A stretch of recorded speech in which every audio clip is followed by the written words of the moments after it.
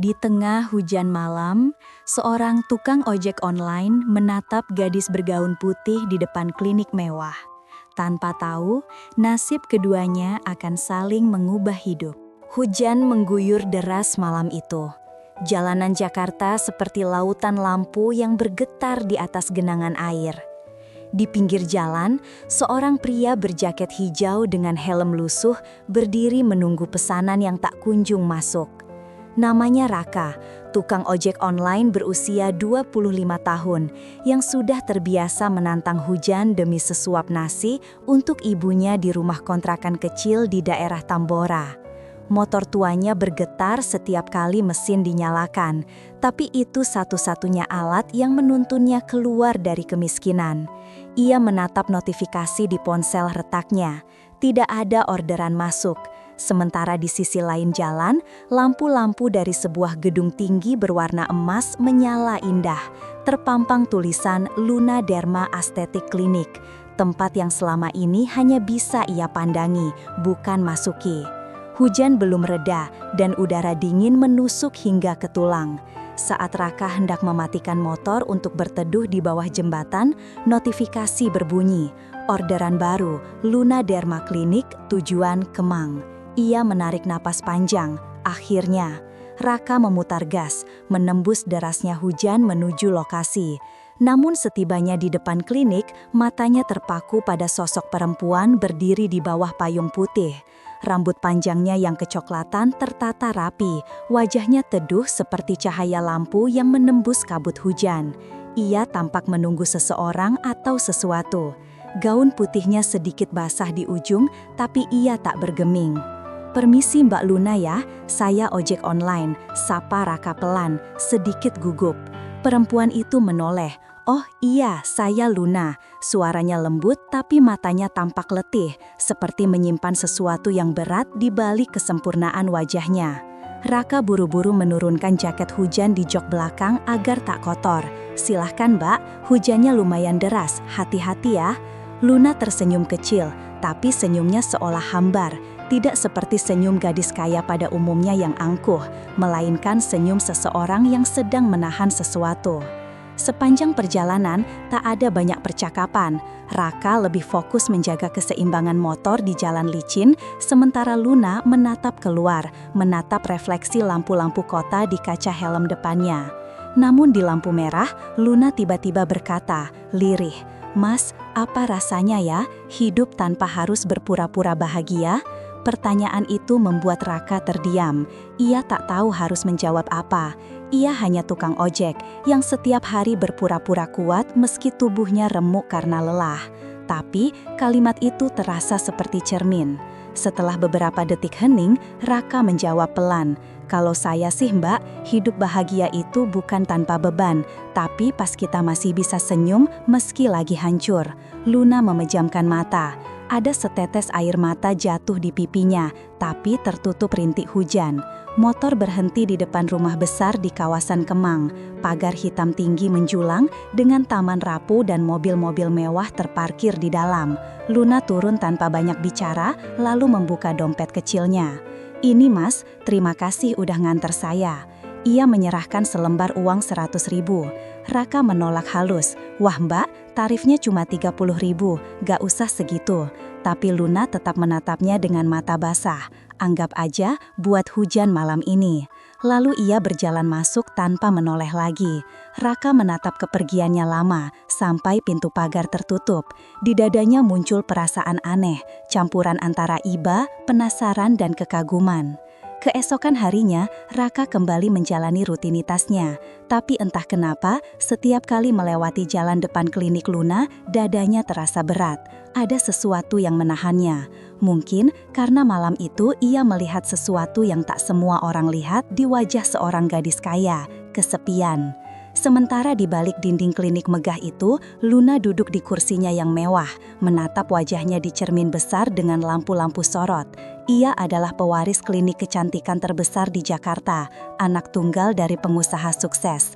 Tapi malam itu ia memandangi wajahnya sendiri dan bertanya lirih, cantik untuk siapa kalau hati ini kosong? Luna hidup dalam dunia gemerlap, tapi tak punya kebebasan. Setiap langkahnya diatur, setiap kata harus dijaga, setiap senyum adalah perintah, bukan keinginan.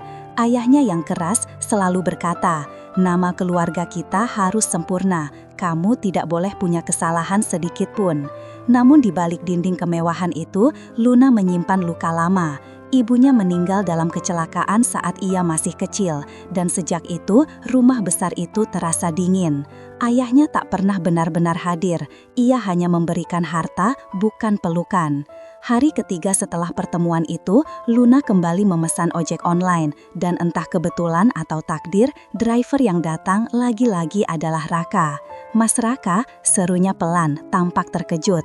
Raka hanya tersenyum, wah Mbak Luna lagi, dunia sempit ya. Luna tertawa kecil, kali ini tulus. Ada kehangatan yang mulai tumbuh di antara mereka. Sepanjang perjalanan, mereka mulai berbicara lebih banyak, tentang hal-hal sederhana, tentang kopi, tentang macet, bahkan tentang mimpi. Raka bercerita bagaimana ia dulu sempat kuliah, tapi harus berhenti karena ibunya sakit. Sementara Luna bercerita tentang keinginannya membuka klinik gratis untuk perempuan miskin, tapi ayahnya menolak ide itu mentah-mentah. Katanya, bisnis nggak bisa pakai perasaan, ucap Luna lirih. Raka menjawab pelan, kalau bisnis tanpa perasaan, itu bukan hidup Mbak, itu cuma mesin. Perkataan itu menancap dalam di hati Luna. Di balik helm Raka yang sederhana, ia melihat sesuatu yang tidak pernah ia temukan di dunia glamor, ketulusan.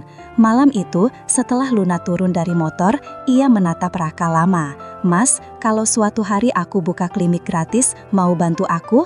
Raka tersenyum. Kalau buat nolong orang, saya selalu siap, Mbak. Dan sejak malam itu, hujan bukan lagi sekedar hujan bagi mereka. Itu menjadi awal dari dua dunia yang mulai bertemu. Dunia seorang gadis kaya yang kesepian dan seorang tukang ojek miskin yang berhati besar. Namun mereka belum tahu bahwa dunia tak akan semudah itu menerima dua jiwa dari kelas sosial berbeda. Karena di balik senyum lembut Luna, ada ayah yang siap menghancurkan siapa saja yang dianggap tidak pantas mendekati anaknya. Dan di balik kesederhanaan Raka, ada rahasia yang lebih gelap dari yang bisa dibayangkan. Rahasia yang bisa mengubah segalanya. Malam itu, sebelum tidur, Raka kembali membuka aplikasi ojeknya, menatap nama Luna di riwayat pesanan. Ia tak tahu kenapa, tapi hati kecilnya berbisik, perempuan ini akan mengubah hidupmu, Rak. Dan di tempat lain, Luna berdiri di balkon rumah besarnya, memandangi langit Jakarta yang masih menyimpan sisa hujan. Ia menutup matanya dan berbisik pada dirinya sendiri, entah kenapa, aku ingin bertemu dia lagi. Matahari pagi memantulkan cahaya lembut di langit Jakarta. Udara masih sedikit lembab setelah hujan semalam. Di pinggir jalan, Raka sedang mencuci motornya dengan air seadanya dari ember kecil. Motor tua itu sudah menemaninya 5 tahun terakhir. Kadang mogok, kadang gasnya macet, tapi bagi Raka, motor itu lebih dari sekedar alat kerja. Itu simbol perjuangan. Ra, kau lagi nyuci motor lagi? Tadi malam kan udah kehujanan, seru Buati, ibu kontrakan yang tinggal di sebelah kamarnya. Raka tersenyum. Iya Bu, kalau nggak dibersihin nanti karat, saya sayang motor ini. Buati menggeleng, tapi senyum tulus terpancar di wajahnya. Ia tahu anak muda itu bukan sekedar pekerja keras, tapi juga punya hati lembut yang jarang ditemukan di zaman sekarang. Sementara itu, di kawasan Kemang, Luna sedang duduk di meja makan besar rumahnya. Di hadapannya, deretan piring berisi makanan mahal terhidang rapi. Namun, tak satu pun terasa menggugah selera. Ia hanya menatap kosong, sementara ayahnya, Tuan Bram, pria berjas rapi dengan wajah tegas dan suara berat, membuka koran tanpa menoleh sedikit pun. Kamu terlambat pulang 2 malam lalu, ucapnya dingin. Luna mengangkat pandangan. Saya pulang jam 9 ya, masih wajar. Anak perempuan dari keluarga ini tidak punya jam malam seperti orang biasa, balas Bram tanpa ekspresi. Kamu tahu berapa besar nama keluarga kita di dunia bisnis kecantikan? Sekali saja kamu berbuat salah, semua bisa runtuh. Luna menahan napas. Ia sudah hafal ucapan itu. Sejak kecil, kata nama baik sudah menjadi belenggu di lehernya. Ia ingin berteriak, tapi ia tahu percuma. "Aku cuma ingin hidup tenang ya," katanya lirih. Bram menatapnya dengan dingin. "Tenang itu nanti, setelah kamu berhasil memperluas klinik cabang Surabaya bulan depan. Fokuslah ke itu, bukan ke hal-hal remeh seperti keluyuran naik ojek." Kata ojek membuat Luna menunduk cepat. Ia tak ingin ayahnya tahu siapa yang menjemputnya malam itu. Hatinya berdebar. Ia tahu, jika ayahnya tahu bahwa ia berbicara akrab dengan tukang ojek online, kemarahan besar pasti menanti. Beberapa hari berlalu, Raka dan Luna kembali dipertemukan oleh takdir. Luna kembali memesan ojek dan seperti sebuah kebetulan yang terus berulang, Raka lagi-lagi menjadi drivernya. "Mas Raka lagi," kata Luna sambil tersenyum dari balik masker putihnya. "Kayaknya Mbak Luna emang jodohnya saya di aplikasi," balas Raka sambil tertawa kecil. Canda sederhana itu membuat Luna tertawa tulus, suara yang bahkan jarang terdengar di rumah mewahnya. Kali ini mereka tak hanya mengobrol tentang hujan atau macet. Luna mulai bertanya tentang kehidupan Raka. "Mas gak capek tiap hari muter-muter Jakarta?" "Capek sih Mbah, tapi kalau saya berhenti siapa yang bayarin obat ibu di rumah?" "Mbak Luna sendiri kenapa masih kerja, padahal bisa aja tinggal nikmatin harta orang tua?" Luna terdiam lama. "Karena uang gak bisa beli rasa tenang, Mas." Hening sejenak menyelimuti perjalanan mereka. Dari kaca spion, Raka sempat melihat mata Luna yang berkaca-kaca. Ia tak tahu apa yang sedang disembunyikan gadis itu, tapi ia bisa merasakannya. Luna bukan bahagia meski terlihat sempurna. Hari itu, Luna minta diantar ke sebuah tempat tak biasa, daerah Tanah Abang. Ia bilang ingin membeli sesuatu sendiri tanpa sopir pribadi. Raka menatapnya heran. "Mbak yakin mau ke sana? Ramai banget loh." Luna mengangguk. "Aku cuma ingin lihat dunia di luar gedung kaca, Mas." Di pasar itu, langkah Luna tampak canggung di antara padatnya orang-orang. Suara pedagang, teriakan harga, aroma gorengan, semuanya begitu asing tapi hidup. Raka menemaninya dari belakang, memastikan gadis itu tak tersesat. "Mas, mereka semua kelihatan lelah tapi bahagia ya?" tanya Luna sambil memandangi sekelompok ibu-ibu yang tertawa sambil menawar kain.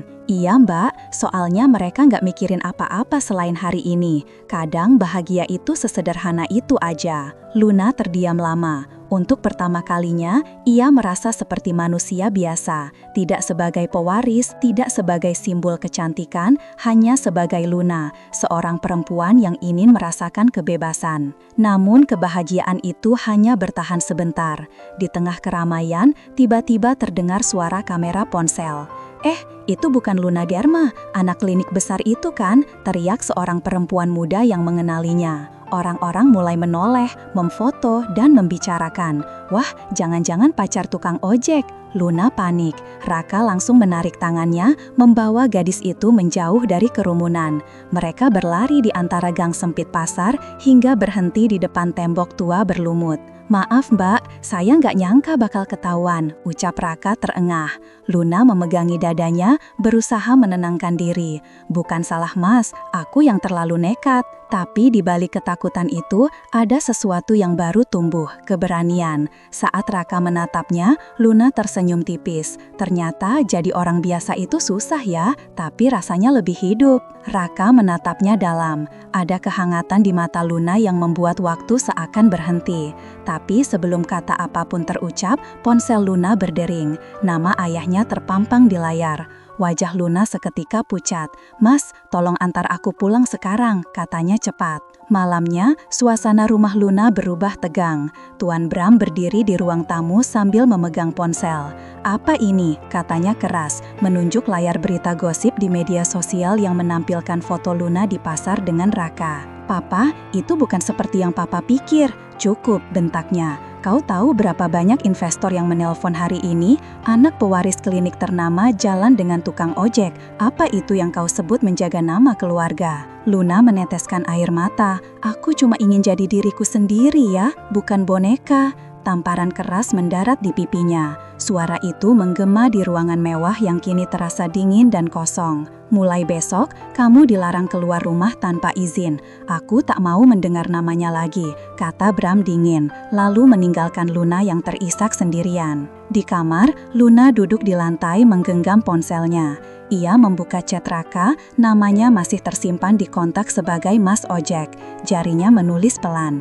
Mas, maaf, aku nggak bisa ketemu lagi untuk sementara. Terima kasih udah kasih aku sedikit kebebasan yang nggak pernah aku punya. Raka membaca pesan itu malamnya, di kamar kontrakannya yang pengap. Ia menatap layar lama, hatinya terasa sesak. Ia ingin membalas, ingin menenangkan, tapi ia tahu mungkin ini batas dunia mereka. Ia hanya menulis satu kalimat, kalau Mbak Luna butuh tumpangan, saya selalu siap, hujan atau tidak. Malam itu, Raka keluar ke teras, memandangi langit gelap Jakarta. Suara motor dari kejauhan terdengar samar, bercampur dengan suara hujan yang mulai turun. Ia menarik napas panjang, lalu menatap ke arah kota yang penuh cahaya. Kayaknya Mbak, dunia kita beda banget ya, gumamnya pelan, nyaris tak terdengar. Namun, jauh di tempat lain, di balik jendela besar rumahnya, Luna juga menatap langit yang sama dengan air mata yang jatuh di pipinya. Dua dunia, dua hati, tapi satu langit yang menjadi saksi. Sepekan berlalu sejak malam itu. Sepekan tanpa pesan, tanpa suara, tanpa tawa kecil yang biasanya muncul setiap kali Luna naik ke jok belakang motornya. Bagi Raka, 7 hari itu terasa seperti 7 tahun. Ia tetap bekerja seperti biasa, mengantarkan penumpang, menembus panas dan hujan, tapi ada sesuatu yang hilang. Seolah setiap jalan yang ia lewati, setiap lampu merah yang berhenti, semua mengingatkannya pada gadis bergaun putih itu. Malam itu, di warung kopi kecil dekat kontrakannya, Raka duduk bersama temannya, Arman, sesama driver ojek online yang cerewet tapi setia. "Lo kenapa sih, Rak? Dari kemarin mukanya kayak abis ditinggal nikah," godanya. Raka tersenyum hambar. "Enggak, Man, cuma kepikiran aja. Cewek ya?" Raka terdiam, lalu mengangguk pelan. "Cewek, tapi dunia kita gak sama." Arman menatapnya serius. "Rak, cinta itu kayak jalan macet. Kalau lo sabar, pasti bisa lewat. Tapi kalau lo takut, ya lo bakal muter arah terus." Kalimat sederhana itu menampar hati Raka. Ia tahu Arman benar, tapi bagaimana bisa ia bersabar menunggu seseorang yang bahkan mungkin tak diizinkan menatap ke arahnya. Sementara itu, di rumah besar Kemang, Luna masih dikurung dalam kesepian. Sejak insiden di pasar itu, semua aksesnya dibatasi. Sopirnya dipecat, ponselnya diawasi, bahkan kegiatan luar rumah harus seizin ayahnya. Namun ia masih punya satu rahasia kecil, ponsel lamanya yang disembunyikan di bawah kasur. Setiap malam, ia diam-diam membuka pesan terakhir Raka. Kata-kata sederhana itu terasa seperti pelukan yang menenangkan. "Kalau Mbak Luna butuh tumpangan, saya selalu siap, hujan atau tidak." Ia membacanya berulang-ulang hingga hafal, kadang tersenyum, kadang menangis. Dalam kesunyian itu, Luna menulis di buku catatannya, "Mungkin dunia kami berbeda, tapi kenapa jantungku berdetak dengan cara yang sama setiap kali mengingatnya." Suatu sore, Raka sedang mengantar pesanan makanan ke daerah elit. Saat berhenti di depan pagar rumah besar, ia terkejut melihat wajah yang tak asing di jendela lantai 2. Sekilas, hanya bayangan, tapi ia yakin itu Luna. Raka berhenti lama, menatap rumah itu dari kejauhan. Dinding tinggi, pagar besi hitam, dan kamera keamanan di setiap sudut. Seolah semua itu dibangun untuk memisahkan manusia dari rasa. Tapi nasib punya caranya sendiri. Beberapa hari kemudian, Raka mendapat pesanan aneh dari akun baru. Nama pemesannya Rani, lokasi penjemputan Jalan Kemang Raya nomor 21. Ia tidak menyadarinya sampai ia sampai di sana, tepat di depan rumah besar yang sama. "Permisi," panggilnya pelan dari gerbang. Pintu kecil terbuka, dan dari baliknya muncul sosok dengan hoodie hitam dan masker. Suaranya lembut, tapi Raka langsung mengenalinya. "Mas Raka, Luna." Raka membeku. "Mbak Luna, kok?" jangan keras-keras, potong Luna cepat. Ayahku lagi di luar kota, aku cuma butuh keluar sebentar. Aku sesak di rumah ini. Raka menatapnya lama, ada kekhawatiran dalam sorot matanya. Mbak yakin gak apa-apa? Kalau ketahuan, aku gak peduli mas, sekali ini aja, tolong. Tanpa kata, Raka mengangguk. Luna naik ke motor dengan cepat. Begitu motor melaju, ia menarik nafas panjang seolah baru menghirup udara kebebasan. Hembusan angin malam mengenai wajahnya, membawa aroma jalanan, debu dan kehidupan yang nyata. Raka melirik lewat spion, melihat Luna menutup matanya sambil tersenyum kecil. Mau kemana mbak? Kemana aja asal bukan ke rumah. Mereka berhenti di sebuah taman kecil di pinggiran kota. Taman itu sepi, hanya ada lampu jalan redup dan suara jangkrik. Raka membeli 2 kopi sachet di warung terdekat, lalu duduk di bangku beton. Luna mengambil cangkir itu dengan 2 tangan. Udah lama banget aku gak minum kopi begini, biasanya semuanya serba mahal, serba sempurna. Tapi ini rasanya lebih nyata. Raka tersenyum, kadang yang sederhana itu justru yang paling kita butuhin mbak. Hening menyelimuti mereka, lalu Luna menatap Raka dalam-dalam. Mas Raka, kenapa mas selalu tenang ya? Padahal hidup mas jauh lebih berat dari aku. Raka menatap ke langit. Soalnya saya udah terbiasa kalah mbak, tapi kalah bukan berarti berhenti. Saya masih punya ibu, masih punya harapan, dan sekarang entah kenapa saya juga punya alasan baru buat semangat. Luna menunduk, pipinya memerah. Alasan baru itu aku ya mas. Raka terdiam. Angin malam meniup rambut Luna dan dalam cahaya lampu redup, wajahnya terlihat begitu lembut. Raka akhirnya berkata pelan, kalau saya jawab iya, apa mbak bakal tetap di sini? Air mata menetes di pipi Luna.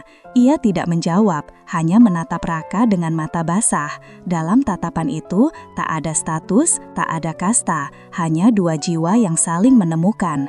Namun kebahagiaan mereka tak bertahan lama.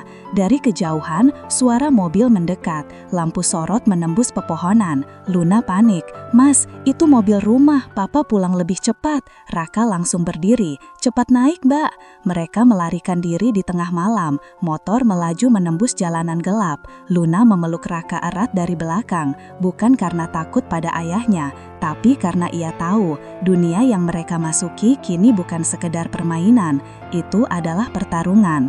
Mobil hitam di belakang mereka terus mengikuti. Raka menambah kecepatan, membelok tajam ke arah gang sempit.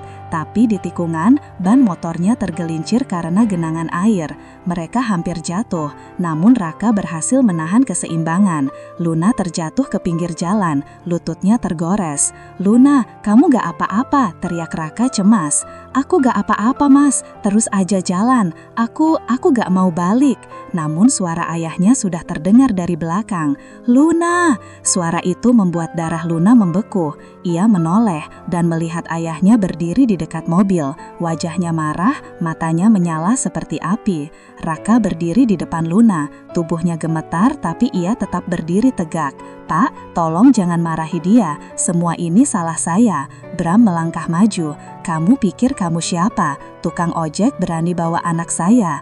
Raka menunduk. Saya cuma ingin bantu dia merasa bebas, Pak. Bram menatapnya tajam, lalu menampar Raka keras. Luna, jangan, Papa, cukup, jangan sentuh dia. Tapi Bram tak peduli. Mulai hari ini, kamu dilarang keluar rumah. Dan kau katanya menatap Raka penuh benci. Kalau aku lihat lagi dekat Luna, aku pastikan hidupmu berakhir di jalanan ini. Raka menunduk, darah mengalir di sudut bibirnya. Tapi ia tidak melawan. Hanya satu kalimat yang keluar dari mulutnya, pelan tapi tegas. Pak, saya cuma miskin bukan penjahat.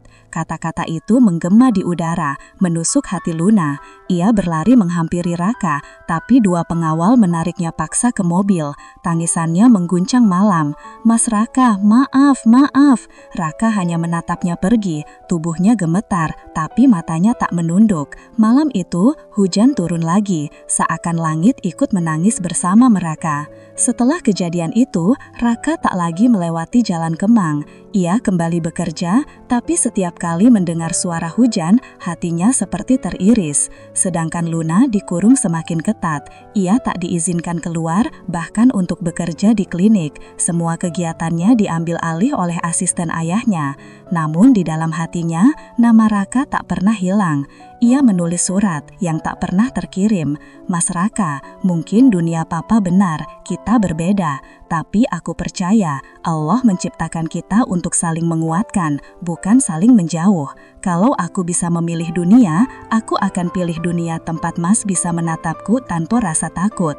Dan di tempat lain, Raka menatap langit malam yang sama, menggenggam helmnya yang retak, lalu berbisik, kalau hujan datang lagi, aku harap dia juga lihat langit yang sama. 3 minggu sudah berlalu sejak malam ketika Raka dan Luna dipisahkan oleh hujan dan amarah. 3 minggu tanpa kabar, tanpa suara, tanpa tatapan mata yang hangat itu. Namun waktu seolah berhenti bagi keduanya. Mereka hidup, tapi bukan benar-benar hidup. Raka kini bekerja lebih keras dari sebelumnya. Setiap pagi ia keluar sebelum matahari terbit dan baru pulang saat malam menelan langit Jakarta. Ia hanya ingin lelah agar tak sempat memikirkan Luna. Tapi seberapapun ia berusaha, wajah gadis itu selalu datang dalam pikirannya, terutama setiap kali hujan turun. Pagi itu, saat Raka bersiap mengantar orderan makanan, ponselnya bergetar. Pesan masuk dari rumah sakit. Mohon segera datang ke RS Cendana, pasien atas nama Sulastri mengalami penurunan kondisi. Darah Raka seakan berhenti mengalir. Itu nama ibunya. Ia bergegas ke rumah sakit, nafasnya terengah ketika sampai di depan ruang ICU. Tubuh ibunya terbaring lemah, selang infus menancap di tangan. Wajah yang dulu hangat kini pucat seperti kertas. "Bu, Raka datang," katanya dengan suara serak.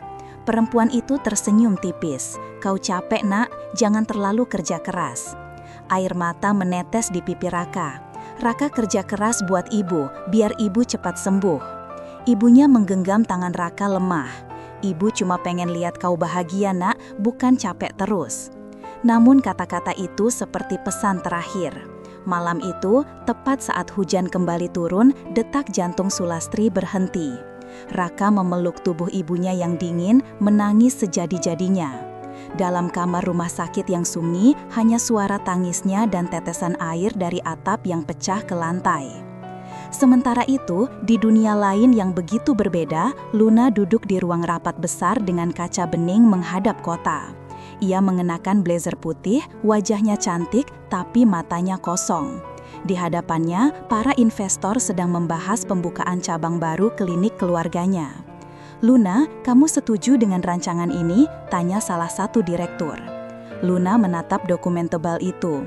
Huruf-hurufnya terlihat kabur. Ia hanya mengangguk pelan. "Iya, setuju." Setelah rapat selesai, ia kembali ke ruang pribadinya. Ia duduk di kursi empuk, tapi rasanya sesak. Ia menatap keluar jendela. Hujan turun deras. Air menetes di kaca, menciptakan bayangan samar kota Jakarta. Tiba-tiba, ingatannya kembali ke malam itu. Suara motor Raka, aroma hujan, suara lembut yang berkata, "Kalau saya jawab iya, apa bakal tetap di sini?" Air matanya jatuh tanpa bisa ditahan. Ia mengambil ponsel lamanya, menatap pesan terakhir Raka yang masih tersimpan. Jari-jarinya gemetar saat menulis, "Mas, ibu Mas gimana kabarnya? Aku mimpi ibu sakit." Namun sebelum ia sempat mengirimnya, pintu kamarnya terbuka. Ayahnya masuk dengan wajah datar. "Kamu masih mikirin anak jalanan itu?" Suaranya dingin seperti baja. Luna menahan nafas. "Aku cuma ingin tahu kabar dia ya, dia bukan orang jahat." Bram berjalan mendekat, suaranya meninggi. "Orang miskin itu nggak bisa dikasih hati, Luna. Sekali mereka dekat, mereka mau semuanya. Dia cuma mau numpang nama kamu." Luna berdiri. "Papa salah, dia nggak pernah minta apa-apa dari aku. Bahkan saat aku kasih uang lebih, dia nolak. Karena dia pintar, dia tahu gimana caranya bikin kamu kasihan," bentak Bram. Luna menggertakkan gigi, air matanya jatuh. "Papa nggak tahu apa-apa tentang dia. Mas Raka jauh lebih manusia daripada semua orang yang ada di ruangan rapat papa tadi." Tamparan keras menarap di pipinya. Suara itu menggema di ruangan mewah itu. Bram menatapnya tajam. Jangan pernah bandingkan aku dengan tukang ojek murahan itu. Luna menatap ayahnya dengan mata berair. Dia miskin, tapi dia punya hati. Papa kaya, tapi papa nggak punya apa-apa. Bram terdiam sesaat, lalu meninggalkan ruangan tanpa sepatah kata. Begitu pintu tertutup, Luna jatuh berlutut, menangis tanpa suara. Dunia di sekitarnya tampak megah, tapi jiwanya seolah runtuh dari dalam. Di sisi lain kota, Raka berdiri di depan makam ibunya. Batu nisan masih basah oleh hujan. Ia membawa payung hitam kecil, menunduk dalam diam. "Bu, maaf Raka belum bisa bikin ibu bangga. Raka gagal jadi anak yang bisa bikin hidup lebih baik." Ia menatap tanah basah itu, matanya kosong. Namun dari kejauhan, suara seseorang membuatnya menoleh.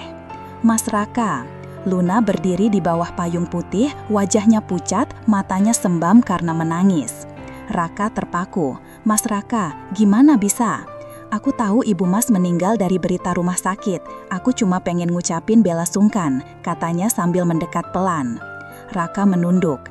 "Mbak nggak seharusnya kesini. Kalau ayah Mbak tahu..." "Aku nggak peduli," potong Luna cepat. "Aku capek disuruh pura-pura jadi orang lain." Air mata jatuh lagi di pipi Luna. "Mas, aku nggak bisa berhenti mikirin ibu Mas. Aku ngerasa kayak kehilangan seseorang yang nggak pernah aku temui, tapi aku tahu beliau baik."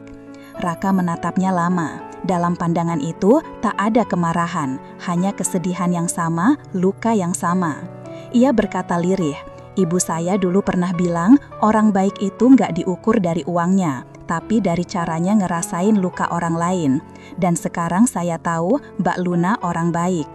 Luna menutup wajahnya dengan tangan, menahan isak. "Mas, aku iri. Ibu Mas mungkin gak kaya, tapi beliau punya kasih sayang yang tulus. Aku punya semuanya, tapi gak punya siapa-siapa." Raka melangkah pelan, mendekatinya. Hujan mulai turun lagi, lembut tapi dingin. Mereka berdiri berhadapan, dua dunia yang basah oleh air mata. Raka mengangkat payungnya, menutupi mereka berdua. "Sekarang Mbak punya saya, walau cuma sebentar." Luna menggeleng. "Aku nggak mau sebentar Mas, aku mau beneran." Raka tersenyum pahit. "Kalau dunia izinkan Mbak, tapi dunia kita masih dinding, belum jembatan." Mereka diam lama, hanya mendengar suara hujan dan gerimisik daun.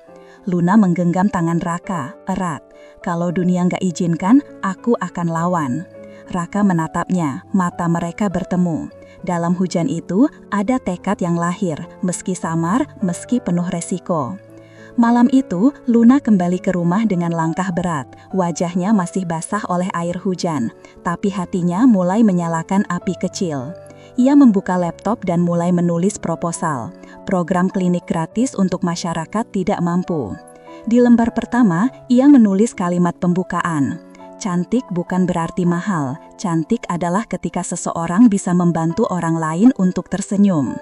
Ia tahu ayahnya tak akan setuju, tapi untuk pertama kalinya ia tak peduli.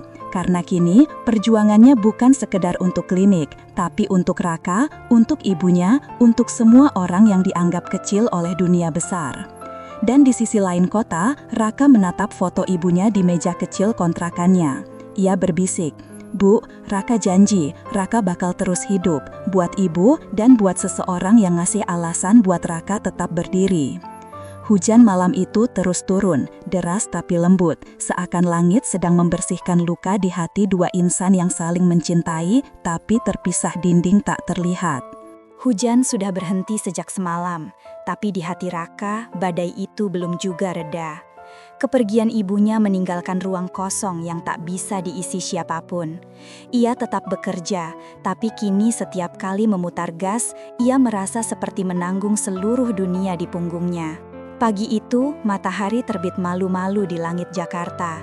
Raka duduk di atas motor tuanya di depan kontrakan. Ia menatap selembar kertas yang sudah kusut, surat tunggakan kontrakan 3 bulan. Ia mengembuskan napas panjang. Satu masalah belum selesai, datang lagi yang baru, gumamnya. Namun, sebelum ia sempat berangkat kerja, ponselnya bergetar. Sebuah pesan masuk dari nomor tak dikenal. "Mas Raka, aku Luna. Tolong jangan kaget, aku butuh bantuan Mas." Raka tertegun, jantungnya berdetak kencang. Ia menatap layar lama, memastikan itu bukan mimpi. "Ada apa, Mbak?" balasnya cepat. Beberapa detik kemudian, pesan masuk lagi. "Aku lagi di klinik, Papa lagi di luar negeri. Aku butuh Mas datang ke sini, aku mau nunjukin sesuatu." Tanpa berpikir panjang, Raka langsung memutar kunci motornya. Mesin tua itu meraung pelan, membawa dirinya kembali ke dunia yang dulu ia hindari. Dunia kaca dan cahaya yang terlalu terang untuk orang sepertinya. Klinik Lunaderma Estetik tampak megah seperti biasa, tapi kali ini suasananya berbeda. Tak ada pelanggan, tak ada satpam di depan. Hanya Luna berdiri di lobi, mengenakan kemeja putih dan celana panjang, rambutnya diikat sederhana. Saat melihat Raka datang, senyum kecil muncul di wajahnya. "Mas datang juga." Raka mengangguk, masih canggung. "Mbak yakin gak apa-apa saya kesini?" Luna mengangguk pelan. "Papa gak di Jakarta, aku cuma pengen Mas lihat sesuatu." Ia membawa Raka ke lantai 2, melewati koridor panjang beraroma parfum mahal. Di ujung koridor, sebuah ruangan kecil tampak berbeda dari lainnya. Di dalamnya ada kursi rias, beberapa alat medis sederhana, dan papan tulis dengan tulisan tangan. "Ruang proyek klinik rakyat." Raka membaca pelan tulisan itu. "Klinik rakyat?"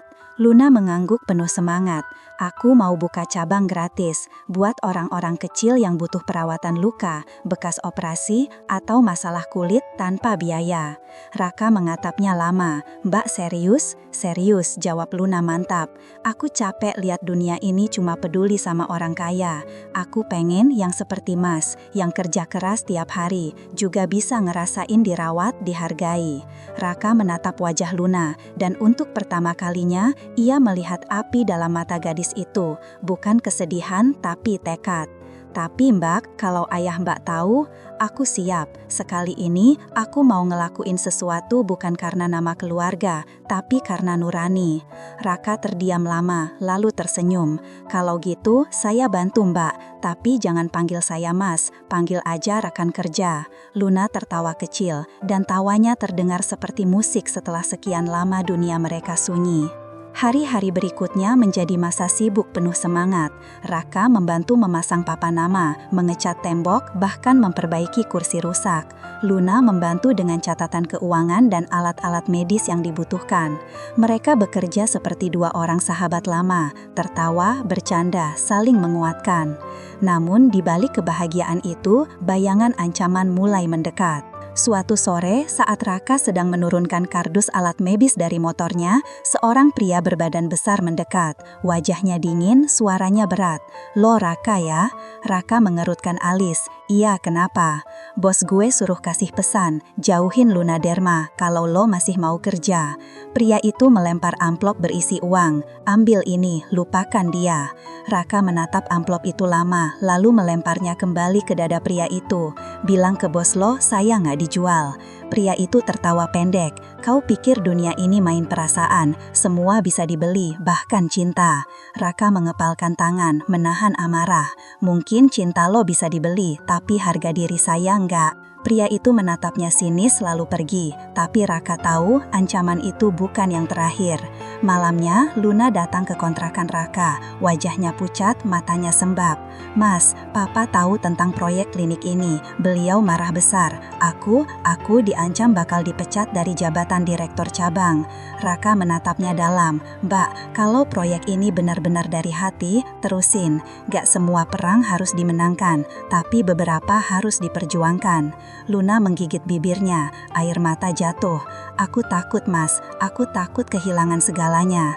Raka mendekat pelan. "Kalau kehilangan karena kebaikan, itu bukan kalah Mbak, itu justru kemenangan yang gak semua orang bisa dapat."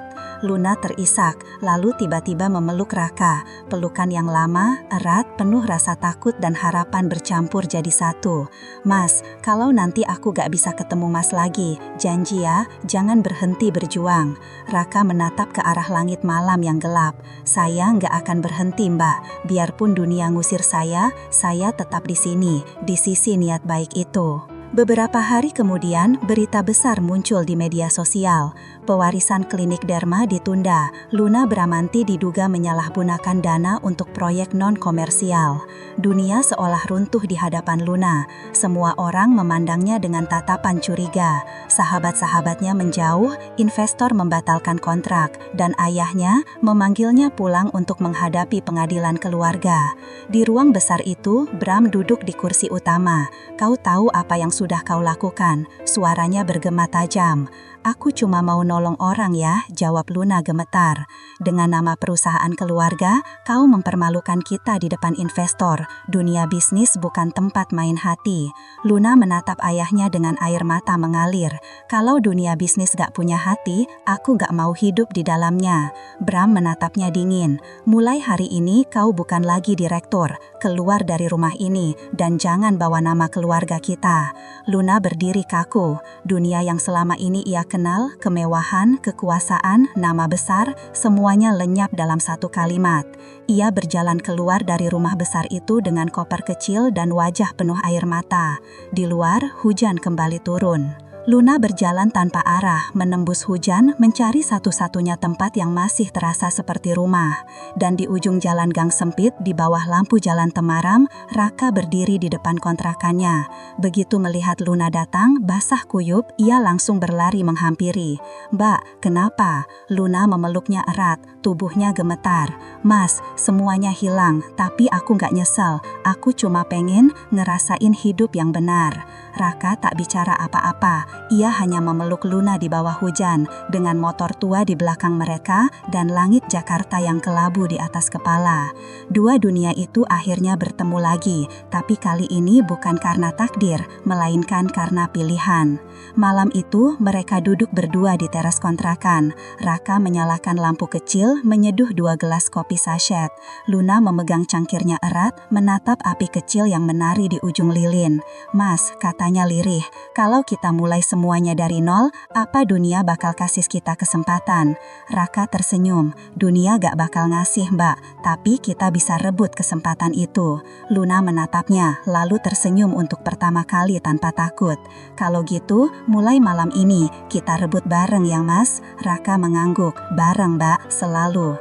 Dan di luar sana, hujan berhenti perlahan, menyisakan aroma tanah basah dan harapan yang baru tumbuh. Subuh itu dingin. Embun masih menggantung di ujung daun pepaya di halaman kontrakan kecil Raka. Di teras sempit itu, Luna terbangun dengan selimut tipis menutupi tubuhnya. Ia menatap langit yang mulai memucat, mendengar suara ayam berkokok dari kejauhan, dan mencium aroma tanah basah setelah hujan semalam. Sudah lama ia tak merasakan pagi sesederhana ini, tanpa bunyi alarm, tanpa panggilan rapat, tanpa pelayan yang menyiapkan sarapan. Raka sudah bangun lebih dulu. Ia duduk di ujung motor tuanya, membersihkan rantai yang berkarat. Ketika Luna keluar, ia menoleh dan tersenyum kecil. "Pagi, Mbak." Luna membalas senyum itu. "Sekarang panggil aku Luna aja ya, aku bukan siapa-siapa lagi." Raka menggeleng pelan. "Buat saya, Mbak tetap Luna yang berani." Kata itu membuat Luna menunduk, senyumnya bergetar. "Mas, tahu, seumur hidup baru kali ini aku merasa bebas, tapi sekaligus takut. Aku nggak tahu harus mulai dari mana." Raka berdiri, mengambil segelas teh dari dapur kecil. "Kita mulai dari yang paling kecil dulu, dari harapan." Ia menyodorkan gelas itu. "Ini teh manis, satu-satunya yang saya bisa sediain pagi ini." Luna menerima dengan kedua tangan, menatap uap yang naik dari gelas. "Dulu aku biasa minum kopi di cangkir mahal, tapi rasanya nggak sehangat ini." Keduanya diam lama, menikmati keheningan. Dari kejauhan terdengar suara radio tetangga yang memutar lagu lawas. Cinta bukan soal siapa kaya, siapa miskin, tapi siapa yang bertahan di saat dunia menjauh. Siangnya, Luna mencoba membantu Raka bekerja. Ia ikut di boncewan motor, membantu mengantar pesanan makanan dan belanjaan. Beberapa pelanggan menatap aneh, melihat seorang perempuan cantik berkulit halus ikut di belakang tukang ojek. Tapi Luna tak peduli, ia malah tersenyum ramah kepada setiap orang yang menatapnya. "Mas, mereka liatin aku terus," katanya sambil terkikit. Ya jelas Mbak, biasanya yang di boncengan saya karung beras, bukan model majalah, jawab Raka sambil tertawa kecil. Luna tertawa lepas, tawan yang tulus, bukan untuk pencitraan. Namun di balik tawa itu, ada rasa malu yang sesekali menyelinap. Saat mereka berhenti di lampu merah, Luna melihat bayangan dirinya di kaca mobil mewah di sebelahnya. Ia melihat dua dunia di satu pantulan. Dulu dirinya yang glamor, kini dirinya yang sederhana. Ia menarik nafas panjang. Mas, apa aku kelihatan aneh ya di mata mereka? Raka menoleh sekilas. Kalau menurut saya, Mbak kelihatan berani. Dunia butuh orang yang berani kelihatan beda. Beberapa hari kemudian, mereka memutuskan membuka warung kecil di depan kontrakan. Warung itu sederhana, hanya meja kayu, termos air panas, dan beberapa sachet kopi serta mie instan. Tapi buat mereka, itu awal baru. Luna menulis papan kecil dengan spidol, warung kopi Luna and Raka, harga rakyat, senyum gratis. Orang-orang sekitar awalnya heran melihat Luna. Itu bukan anak orang kaya yang dulu di berita itu, bisik beberapa ibu-ibu. Luna hanya tersenyum, menunduk sopan. Iya Bu, dulu iya, sekarang saya belajar jadi orang biasa. Raka berdiri di belakang, menatap Luna dengan bangga. Ia tahu gadis itu sedang membuktikan sesuatu pada dunia, bahwa nilai manusia bukan di rekening, tapi di hatinya. Malamnya, setelah warung tutup, mereka duduk di depan teras sambil menghitung hasil hari itu. 250.000, kata Luna dengan mata berbinar. Raka tersenyum, lumayan buat ukuran warung kecil. Luna memeluk buku catatan kecil itu. Mas, aku baru tahu rasanya nyari uang tuh kayak gini. Capek, tapi bahagia. Raka menatapnya lama, matanya lembut. Bahagia karena dapat, bukan karena dikasih. Luna tersenyum pelan, tapi air matanya menetes tanpa disadari. Mas, aku takut kalau kebahagiaan ini cuma sementara. Raka menjawab pelan, gak apa-apa Mbak, kadang yang sementara itu justru paling berharga karena kita jadi bener-bener ngerasain. Namun kebahagiaan itu mulai diuji. Suatu sore, seorang mobil hitam berhenti di depan kontrakan. Dari dalam, turun Tuan Bram, ayah Luna. Wajahnya dingin, tapi kali ini tak ada kemarahan di matanya, hanya kekecewaan yang dalam.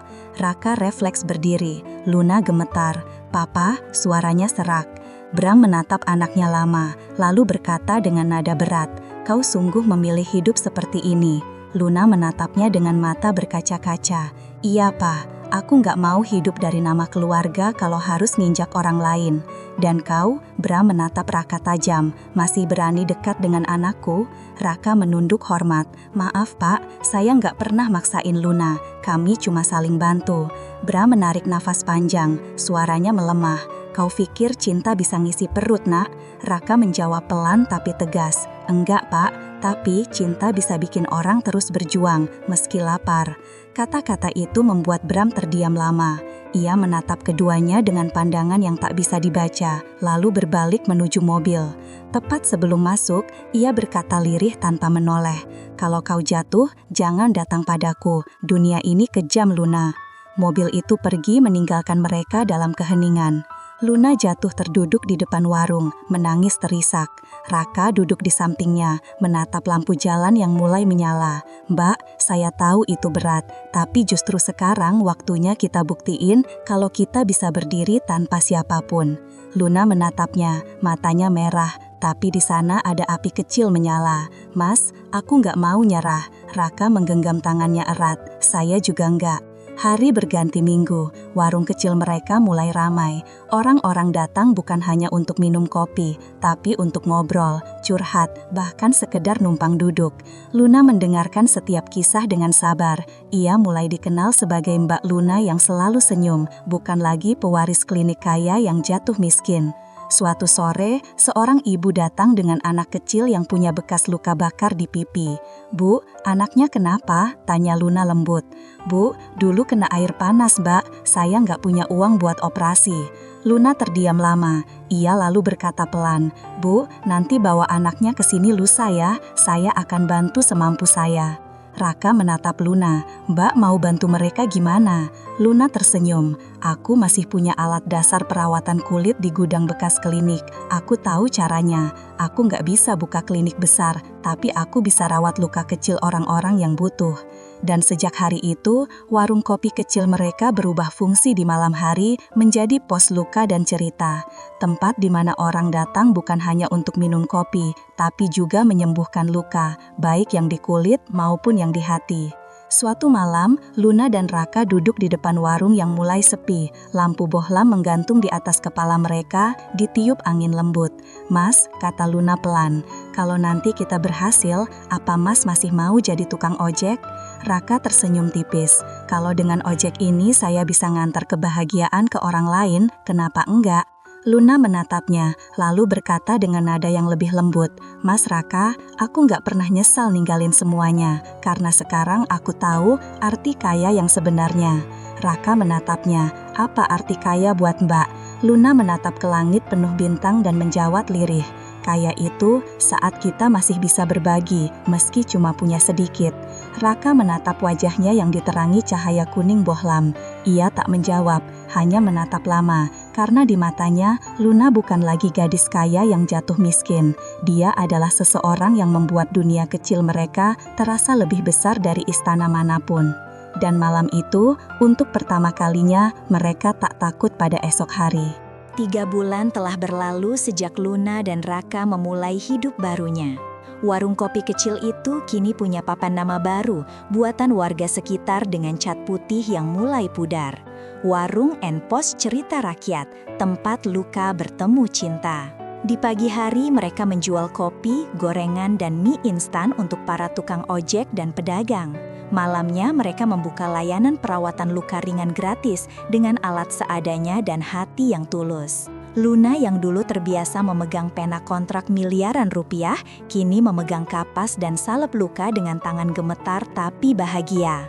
"Mas, aku baru sadar," katanya suatu malam sambil menutup luka di tangan anak kecil.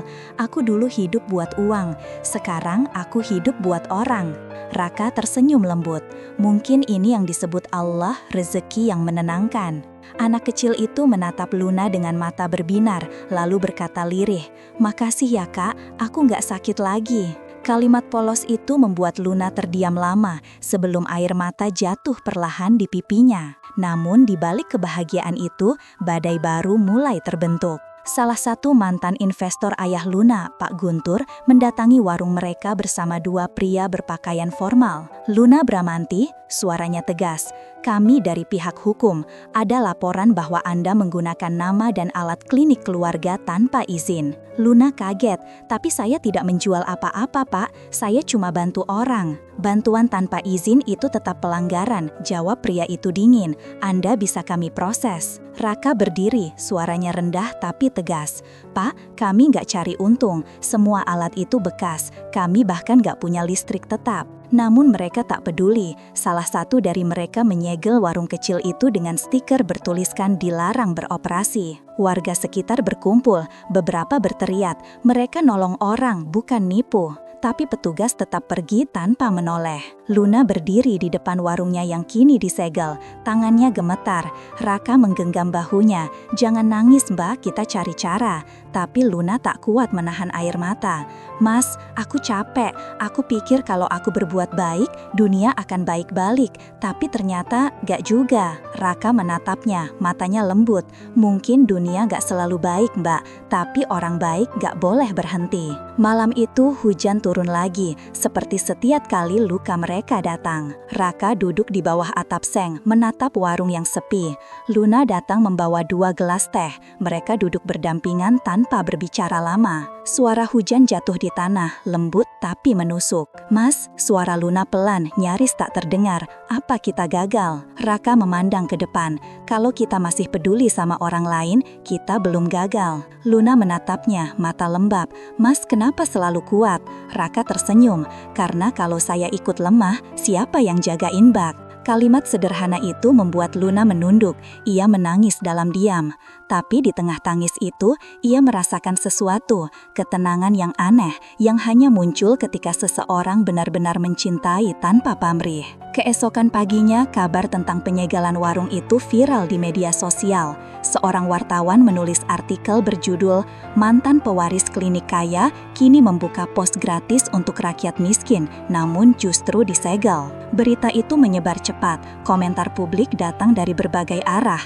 Ada yang mencaci, tapi lebih banyak yang mendukung. Hashtag "Buka Lagi Warung Luna" trending di media sosial selama 2 hari. Dan di antara semua komentar, satu pesan mengejutkan muncul dari akun bernama Bram Official. Pesannya singkat, "Aku salah, dunia ini memang butuh hati, bukan hanya bisnis. Aku bangga padamu, nak." Luna membaca itu berulang-ulang, air matanya tak berhenti jatuh.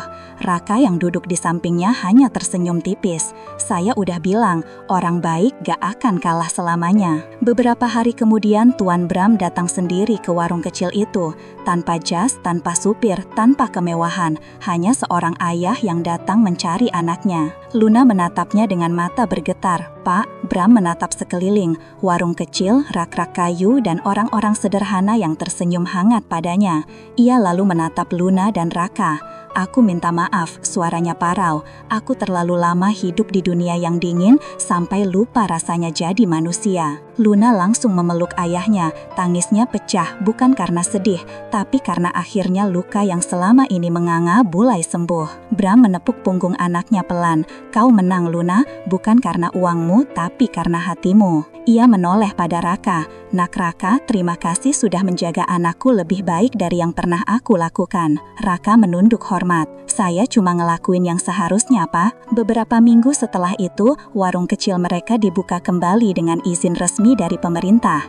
Namun kini ada papan baru di depan. Pos Derma Rakyat, klinik gratis dan warung kopi. Dibuka dengan sumbangan sukarela dan pengawasan langsung dari yayasan sosial yang didirikan oleh Luna dan Raka. Anak-anak datang dengan luka di lutut, ibu-ibu datang dengan kulit terbakar minyak, bapak-bapak datang dengan cerita hidup yang keras, tapi mereka semua pulang dengan senyum. Dan di tengah semua itu, Luna dan Raka bekerja berdampingan, seperti dua tangan dari dunia yang dulu saling bertolak belakang, kini saling menguatkan. Suatu sore saat langit mulai jingga, Luna duduk di bangku kecil depan warung, Raka duduk di sampingnya sambil menatap langit. "Mbak," katanya lembut, "ingat waktu pertama kali kita ketemu di depan klinik, hujan, motor saya mogok, Mbak pakai gaun putih." Luna tertawa kecil. "Iya, aku ingat. Waktu itu aku cuma lihat Mas sebagai tukang ojek, tapi sekarang aku lihat Mas sebagai alasan aku bertahan." Raka menatapnya lama. "Kalau dulu saya cuma nganter Mbak pulang, sekarang saya pengen nganter Mbak sampai akhir hidup saya." Luna terdiam, matanya berkaca-kaca. "Mas," Raka menggenggam tangannya, "saya nggak punya cincin, nggak punya apa-apa, tapi kalau Mbak maukah Mbak jadi teman hidup saya?" Luna tertutup mulut menahan isak, lalu mengangguk. "Aku mau, Mas, karena dari semua perjalanan ini, cuma Mas yang gak pernah pergi." Matahari sore perlahan turun, menyinari wajah mereka berdua. Hujan di masa lalu telah reda, tapi meninggalkan pelangi kecil di hati dua insan yang pernah datang dari dunia berbeda. Kini, mereka bukan lagi tukang ojek miskin dan gadis kaya. Mereka adalah dua manusia yang menemukan arti kekayaan sejati ketika cinta dan kebaikan jadi alasan hidup. Dan di papan warung kecil mereka, Luna menulis satu kalimat baru. "Kadang Allah mempertemukan dua dunia berbeda, bukan untuk saling menghakimi, tapi untuk saling menyembuhkan."